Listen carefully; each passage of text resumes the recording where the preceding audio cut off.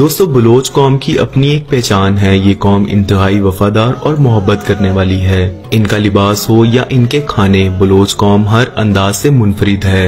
دراصل بلوچ عربی تھے، یعنی ان کے آباء و اجداد عرب کے رہنے والے ہوا کرتے تھے، اس لیے یہ عربی قوم ہے، جبکہ بلوچ ایک ایرانی لفظ ہے۔ اس کو مختلف زبانوں میں الگ الگ طریقے سے بولا جاتا ہے، جیسے کہ عربی اسے بلوش یا بروچ کہتے ہیں، جبکہ اصل لفظ بلوس ہے۔ بہرحال بلوچ قوم کا تعلق عرب قبیلوں سے تھا، مگر ان کی تاریخ کو پڑھنے کے لیے کوئی کتاب موجود نہیں ہے۔ خود بلوچ قوم کے پاس بھی اپنی تاریخ کے نام پر صرف ایک نظم ہے، جس کو پڑھ کر ان کی تاریخ کا اندازہ لگایا جا سکتا ہے۔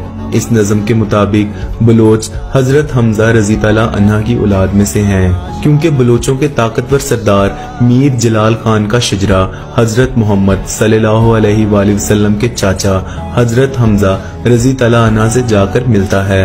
حضرت حمزہ رضی اللہ عنہ کے بیٹے عمار کا نکاح خزرج قبیلے کے سردار قیس النجار کی بیٹی خولہ بنت قیس سے ہوا تھا، اور یہیں سے بلوچ قوم کی نسل کا آغاز ہوا۔ حضرت عمار اور حضرت خولہ نے اس وقت شام کے علاقے حلب میں رہائش اختیار کی، جہاں ان کا بیٹا اسد بلوس پیدا ہوا، اور پھر آگے اسد بلوس کا بیٹا محمد خان بلوس پیدا ہوا۔